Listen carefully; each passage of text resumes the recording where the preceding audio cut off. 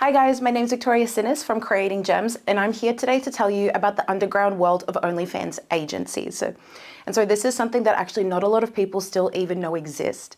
So I'm going to take you behind the scenes and explain to you exactly what is an OnlyFans agency, why I thought it was okay to work for one, and what the three main elements of the OnlyFans agency that I worked for are, and why this is so impactful to our culture. So let's get into what is an OnlyFans agency.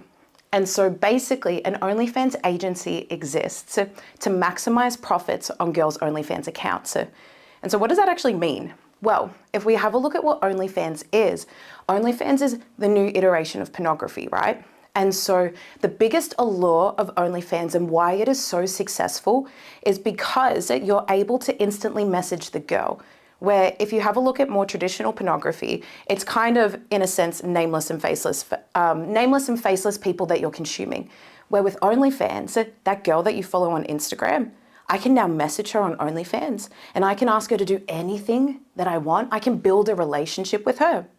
But if we put on our business brains, we can understand that if a girl perhaps has 100,000 followers on her Instagram and she's funneling those followers and she's funneling all those followers to her OnlyFans, well, how is she able to facilitate all of these conversations? She's not able to. And so that's why OnlyFans agencies started to pop up. Their role is to pretend to be the girl on their behalf to make as much money as possible off these accounts. And so for me, I come from a background in business and marketings and startups.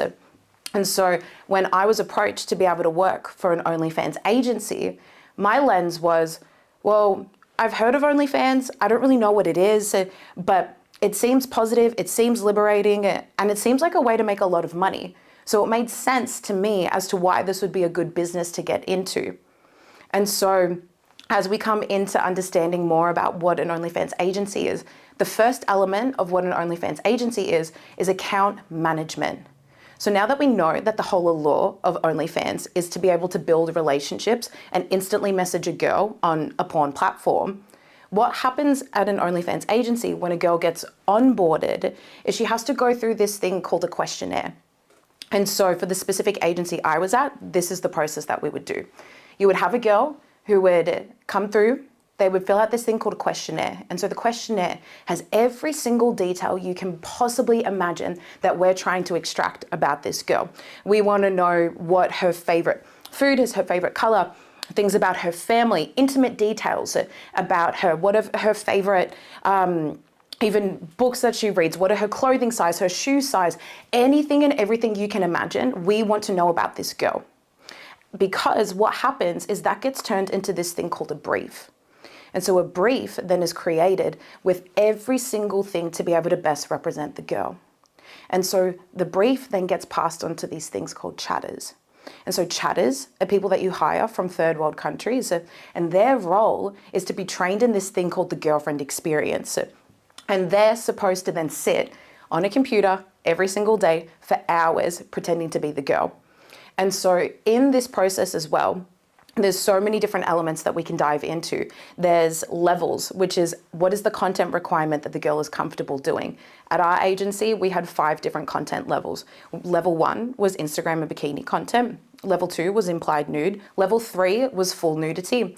Level 4 was everything but anal. And level 5 was everything.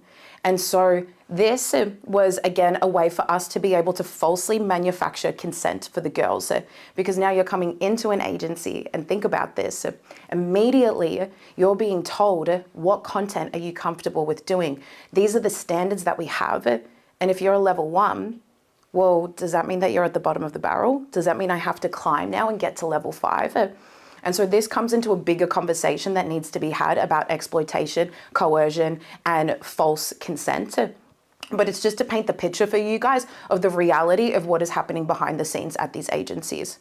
And so we come through now from going from onboarding, questionnaires, briefs being made, given to chatters, and then you do this thing as an account manager called a account audit. So this is where you're looking through every single detail of the girl's OnlyFans account, because you're trying to see what the health of the account is. So you're looking through every single conversation, you're finding out who each subscriber is, how much content does she have in her vault, how often is she doing pay-per-views. You want to know everything about the account because, again, you want to be able to maximize the earning potential on the account. So from here, we would go from onboarding, questionnaires, making briefs, account audits, and then the girl would get passed through to me. So my role at the agency was to build the marketing division. So that basically means that I was to get girls to go as viral as possible, as quickly as possible, because OnlyFans itself actually doesn't have a way to be able to promote people's individual accounts. So what that means is you have to outsource all of your marketing to be able to bring people into the platform. That's why we use the example of if a girl has 100,000 followers on Instagram, she's able to then funnel those followers through to her OnlyFans. And so this is where I would get on a marketing call with the girl. And what I would do is I was supposed to get her excited and hyped for her content requirements. And so her content requirements were basically to have a minimum of 3 to 5 TikTok accounts. And every single day on those TikTok accounts, she had to be posting 5 unique videos per account. So that means we were asking girls to 7 days a week post 20 unique videos just on TikTok, nowhere else. This is just TikTok. And so the videos that we were asking the girls to create is we had actually hired an expert that would study algorithms. And so this person's role was to look up trending songs, trending hashtags, trending skits, trending captions, anything and everything you can think of that was going viral that had suggestive, provocative type of innuendos to it. They would then get created into these little video packages, and every single day we were sent multiple videos that then the girls had to go and recreate. And so doing this method, we would get girls on one TikTok account, on one video. In 7 days, we got a girl to 2.2 million views on very specific, targeted, and intentional content. And so you can imagine the magnitude of how influential this is and what is happening on our digital platforms if on one account in Australia with one girl, we're getting millions and millions of views on one video. And so from here, what we would do is you would go from TikTok to Instagram, and then from Instagram, you would have a link in bio, and then that would take you through to OnlyFans. And so that's why we spoke about before, there's a funneling system. And so why this is important and why this is significant is because people think that a lot of the growth that has happened on OnlyFans and for OnlyFans creators is organic, it's natural, it's just kind of the way that things blew up. But now we can understand that actually there is such a sophisticated ecosystem behind the scenes of people that are specifically targeting men with hypersexualized content to be able to pique their curiosity, pull them into these funneling systems, and before you know it, I've ended up on a porn platform. And so this is why this is so significant. This is why this is so important to talk about culturally, because a lot of people are unaware of how impactful soft manipulation is. Because hard manipulation or hard influence would be, turn these lights off in here, it's really bright. Where soft manipulation is, it's a little bit bright in here, don't you think? And so the person will go, oh, do you want me to turn the lights off? That's how you get manufactured consent. And so this is the whole entire argument that we're trying to put forward of the fact that OnlyFans is not empowering, it's not liberating, and what we're seeing isn't true consent, but it's manufactured consent behind the scenes with these OnlyFans underground agencies.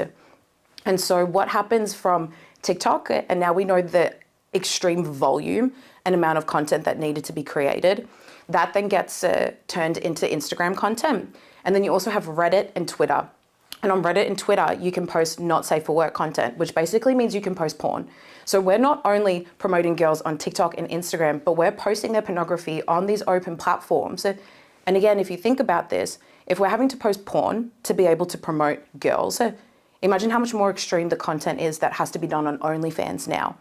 And so then what this is hoping to paint the picture for you all is how inundated social media is with this type of content. And so from here, what happens is you'll go into the third stage of what an OnlyFans agency is, and that's recruitment. And so one of my roles at the agency was literally to scour the internet and look for girls that would fit into a certain type of criteria. And so we actually had a girl at the agency that we would lie and say that she was fresh 18, and she made the most money. And so even at the time, we also saw that the top 3 search porn categories was teen, fresh teen, and barely legal. And so we correlated the two and went, okay, the younger they look, the more money they make. And so then what we would do is we would scour TikTok, we would scour Instagram. And so the first thing we would look for is a girl already posting provocative content? Because if a girl was already posting provocative content, that would either mean that potentially she already has an OnlyFans, or she's more likely to do OnlyFans. And so from there, we would also look at how old does she look? And from there, what you would do is you would literally cold message the girl. And you would say, hey, I love your vibe. Have you ever considered an agency, or have you ever considered doing OnlyFans? And the page that we would send this message from is a page with thousands of followers. We were legitimately throwing extravagant parties. We had the lifestyle, we had the boats, the cars, the houses, everything that you can imagine. And so imagine that you're this young girl and you're getting a message from someone that literally is saying, hey, we think you're amazing. We see potential in you. Do you want this lifestyle? Well, come follow us. Come be a part of this sisterhood. All you have to do is OnlyFans. And so a lot of people think that this takes the exploiter out of it, that this takes a lot of risk out of it. Again, this gives girls the autonomy, it gives them empowerment. But now we can understand just from this brief breakdown that there is such a predatory industry that is behind the scenes. This is a global industry. I was talking to people in the Ukraine, in Germany, in so many different parts of the world, all about how do we promote girls on OnlyFans? How do we make more money? How can we recruit more people? And so now I'm hoping that this is able to give you a lot more of an insight into the 3 main elements of an OnlyFans agency. What happens behind the scenes? What is the reality?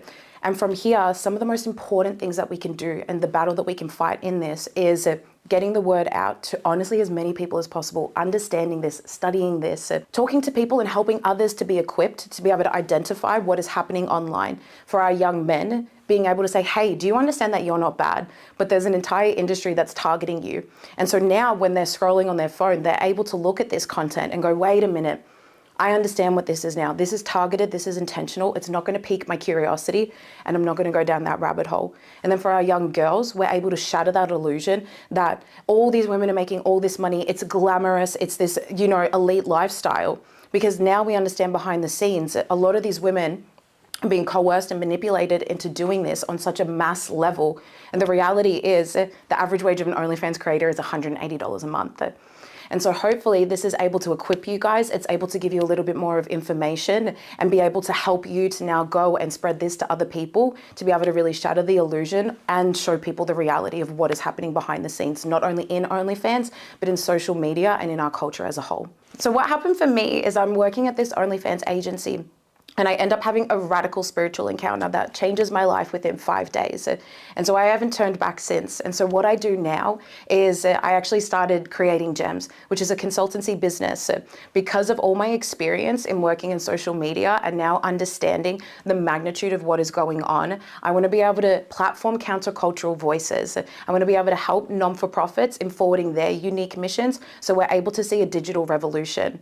As well as that, I go and travel basically the world and speaking this story, deep diving so much more into the reality of what is happening behind the scenes, talking more intricately about OnlyFans agencies and sharing way more of what is happening, and also sharing this radical story of transformation.